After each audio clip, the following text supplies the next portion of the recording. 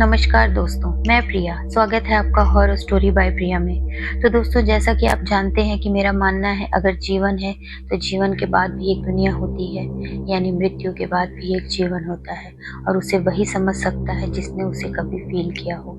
तो दोस्तों, चलिए शुरू करते हैं आज की कहानी। दोस्तों, आज की कहानी हमें शैलेश जी ने भेजी है प्रयागराज से। और दोस्तों, शैलेश जी पेशे से एक कंपाउंडर हैं और ये कहानी है 2004 की। तो एक शांतिवन हॉस्पिटल था, वो प्रयागराज से थोड़ा-सा आउटर एरिया में पड़ता था, लेकिन वो बहुत ही फ़ेमस हॉस्पिटल था, बहुत ही भरोसेमंद हॉस्पिटल था। अच्छे-अच्छे डॉक्टर्स बैठते थे वहाँ पर, कम पैसों में बहुत अच्छा इलाज होता था वहाँ पर। तो शैलेश जी वहीं पे एज़ अ कंपाउंडर जॉब किया करते थे।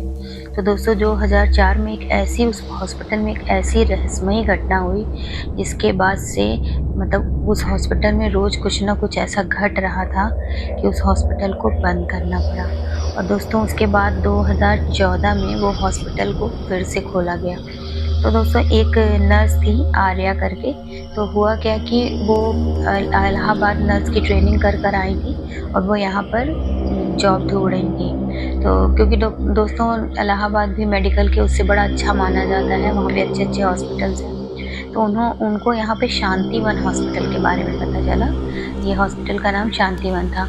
शांतिवन हॉस्पिटल के बारे में पता चला कि वहाँ पर नर्स को डबल सैलरी पे रखा जा रहा है। तो दोस्तों, उन्होंने सैलरी के लालच में बिना कुछ वहाँ की सच्चाई पता किए, बिना कुछ मतलब जाँच-पड़ताल किए, उन्होंने वहाँ पर as a nurse duty join कर ली। और दोस्तों, इनकी ड्यूटी लगी, नाइट ड्यूटी थी इनकी। तो दोस्तों, हुआ क्या कि इनका आराम से इन्होंने अपनी ड्यूटी ज्वाइन की। तो पहली रात तो ये सब कुछ अच्छा से था, बढ़िया इनकी ड्यूटी हो गई, सब कुछ था। तो इन्होंने ये देखा कि रात के समय मतलब इतना बड़ा हॉस्पिटल, जहाँ दिन में 40 से 50 वर्कर हैं, रात के समय केवल 6 से 7 लोग थे। इसमें मोस्टली ऐसे ही थे कि 2-3 नर्स हुआ करती थीं और 1 आध कंपाउंडर थे और बाहर गार्ड थे। तो वो सोच रही थी कितना बड़ा हॉस्पिटल है, नाइट ड्यूटी में इतने कम लोग, ऐसा क्यों? फिर उन्होंने उस बात पे ध्यान नहीं दिया, वो तो बढ़िया अपनी नई नौकरी मिलने की खुशी मना रही थी दोस्तों। लेकिन उनको ये नहीं पता था कि उन्होंने पैसे के लालच में ये नौकरी ज्वाइन तो कर ली है, लेकिन वो नौकरी उनका पूरा जीवन बदल देगी। उनके साथ कितनी भयानक घटना होने वाली है, कितनी डरावनी चीज़ें उनके साथ होने वाली है और क्या-क्या भयानक चीज़ें उनके सामने आने वाली हैं, जो उनकी रूह को कँपा देगी। तो दोस्तों, हुआ क्या कि पहली रात तो बीत गई थी, दूसरी रात जब ये नाइट ड्यूटी पे थी, तो ये अपना जो नाइट ड्यूटी पे होता है वो सोना-वोना तो उसे रहता नहीं, तो ये अपना बस नाइट विज़िट पे थी, अपना टहल रही थी। तब में दोस्तों, इनको लगा कि आईसीयू का दरवाज़ा ना हम बंद था। ये जब से आई थी, इन्होंने देखा कि आईसीयू के दरवाजे में बाहर से लॉक लगा था। तो उन्होंने सोचा कि पता नहीं क्यों आईसीयू का यहाँ यूज़ नहीं होता है, तो उन्होंने नहीं ध्यान दिया। तो उन्होंने देखा, उन्हें ऐसा लगा कि आईसीयू के अंदर कोई चल रहा है और आवाज़ आ रही थी अंदर से चलने की, किसी के। साफ लग रही थी कि किसी के चलने की, जैसे कोई जैसे नर्स वगैरह मोस्टली ऐसा होता है कि ऐसी वो जूती टाइप की सैंडल्स वगैरह पहनती, बिल्कुल वैसे ही टक टक टक करके आवाज़ आ रही थी। तो ये वहाँ गई, इन्होंने कहा, सोचा कि बाहर से तो लॉक लगा है, अंदर कौन है? तो इन्हें लगा हो सकता है कोई रास्ता इसका दूसरी तरफ से भी, इधर से लॉक लगा हो। तो ध्यान नहीं लगा, कान लगा के सुना। इन्हें फिर वहाँ से ये अवॉइड करके चली आई। इन्हें लगा कि ये मतलब उधर से कोई और रास्ता होगा, सुबह देखती हूँ दोस्तों। फिर उसके बाद इन्होंने दूसरे दिन सुबह ड्यूटी से चेकआउट करके ये चली गई। तो हुआ क्या, फिर जब तीसरे दिन मतलब नेक्स्ट डे ये रात की ड्यूटी पर आई। और दोस्तों, एक चीज़ और बता दूँ, ये जो आवाज़ आती थी वो रात में ठीक 3 बजे के बाद आती थी। रात को 3 बजे के बाद आती थी। तो दोस्तों, फिर दूसरे दिन जब ये ड्यूटी पे गई तो उनके दिमाग में वही कीड़ा चल रहा था कि आखिर आईसीयू इधर से बंद था, अंदर किसके चलने की आवाज़ आ रही थी। तो फिर ये आईसीयू के वही पुराने विंग के पास गई। इधर उन्होंने जाके चारों तरफ से जब चेक किया, उन्होंने ये देखा, नोटिस किया कि आईसीयू का तो एक ही दरवाज़ा है और जिसमें तो बाहर से लॉक लगा है। तो रात में अंदर था कौन? तो इनको ये हुआ कि पता नहीं क्या यहाँ पे हॉस्पिटल में है, क्या है। अच्छा दोस्तों, तब इनको बिल्कुल भी ये नहीं पता था कि ये कोई और चीज़ हो सकती है, कोई और शक्ति हो सकती है। इन्हें लगा हो सकता है कोई चुपके से रात में आईसीयू में रहता हो, जो भी हो डॉक्टर्स को नहीं पता हो। यहीं स्टाफ का ही कोई रहता हो, बाहर से कोई लॉक लगा के जाता हो, सुबह आके खोल देता हूँ। इन्होंने अच्छा दूसरी रात भी इनके साथ सेम वही हुआ। जैसे ही 3 बजा, उसके बाद फिर से आईसीयू में से टक टक टक टक टक टक चलने की आवाज आने लगी। और जैसे ही उसके पास गई तो इनको भी जैसे होता है ना, तो दरवाजे के नीचे से परछाई दिखती है अगर कोई चलता है, इनको साफ परछाई दिख रही थी कि कोई इधर से उधर चल रहा है। तो उस दिन इन्होंने पूछ लिया कि कौन है अंदर, कोई है क्या, अंदर कौन है भाई, बताओ, नहीं मैं डॉक्टर साहब को बता दूंगी सुबह। तो अंदर से दोस्तों एक आवाज आई, तुम यहाँ नाइट ड्यूटी पर आई हो? तो इन्होंने कहा, आर्या जी ने, हाँ आप कौन है, आप कौन है? उसके बाद दोस्तों कोई आवाज नहीं आई।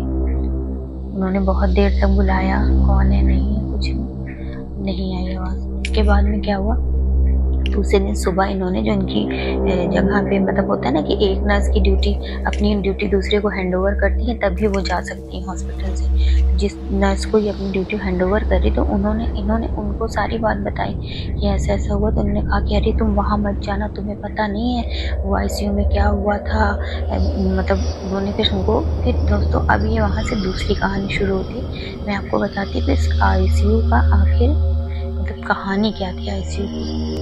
तो दोस्तों हुआ क्या कि हॉस्पिटल अच्छा खासा चल रहा था, तो उसमें एक लड़की एडमिट हुई थी।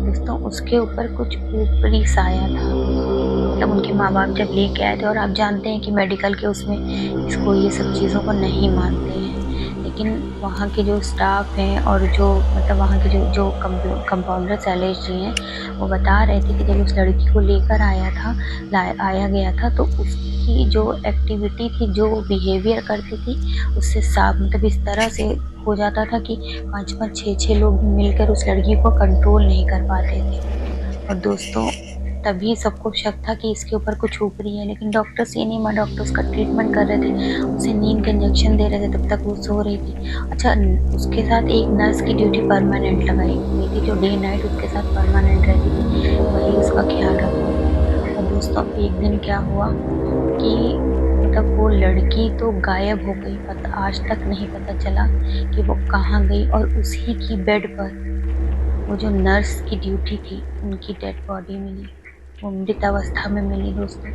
और उस दिन के बाद से उस हॉस्पिटल में ऐसे ही कुछ ना कुछ घटनाएं हो रही थी, जिस वजह से उस हॉस्पिटल को बंद करना पड़ा। और आईसीयू तो आज तक नहीं खोला गया, आज तक उसको लॉक करके ही रखा गया है। और उसने बोला आर्या जी से कि अब तुम कभी आईसीयू के पास मत जाना, चाहे तुम्हें कोई आवाज़ आए, चाहे कोई तुम्हें बुलाए, लेकिन तुम वहाँ कभी नहीं जाना, वो मतलब सही जगह नहीं है।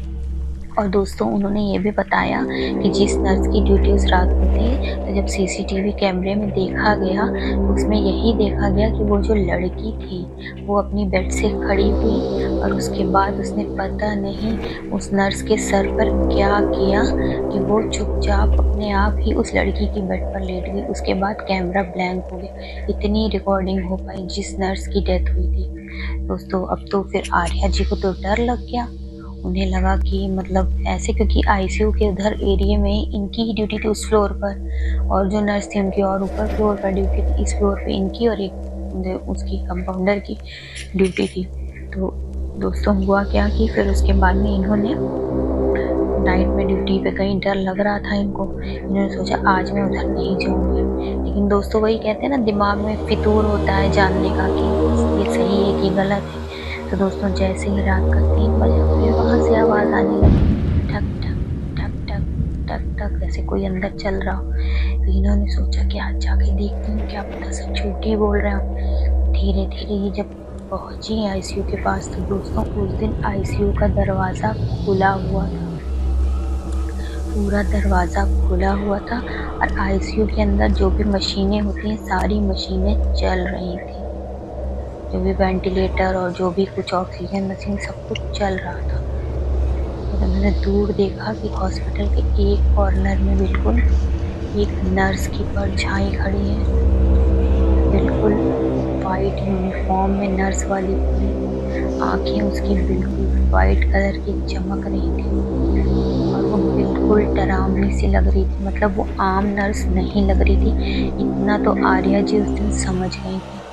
और उसके बाद उस नर्स ने यही बोला कि तुम मेरी ड्यूटी करने आई हो, तुम नाइट ड्यूटी करोगी? तुम मेरी ड्यूटी करने आई हो? तुम नाइट ड्यूटी करोगी? इतना बोला। उसके बाद आर्या जी वहाँ से इतनी तेज भागी कि उन्हें कुछ समझ ही नहीं आया कि क्या हुआ। और उसके बाद वो बिल्कुल हॉस्पिटल के बाहर आकर धड़ाम से गिर गई। तो दोस्तों, उसके बाद उन्होंने इतना कहा कि मुझे इतना बस एहसास हुआ कि मेरे पैर पकड़कर कोई घसीट रहा है। और जब मैं पीछे मुड़कर देख रही थी तो मुझे कोई नहीं दिख रहा था और मैं बस बेतहाशा चिल्लाए जा रही थी। और उसके बाद दोस्तों, उनको भी उसी बेड पर ले जाकर लेटा दिया गया। उसके बाद वो बोली कि मेरे आंखों के सामने अंधेरा आ गया। और दोस्तों, जब सुबह जब हॉस्पिटल के और स्टाफ हॉस्पिटल में आए तो उन्होंने आर्या जी को उसी बेड पर पाया। बस ये था कि वो मरी नहीं थी दोस्तों, वो बिल्कुल इस अवस्था में पड़ी थी। उनकी आंखें खुली थी, पूरा मतलब चेहरा पीला पड़ा हुआ था, बाल पूरे बिखरे थे। मतलब इतनी बुरी स्थिति में थी कि वो कुछ बोल ही नहीं पा रही थी।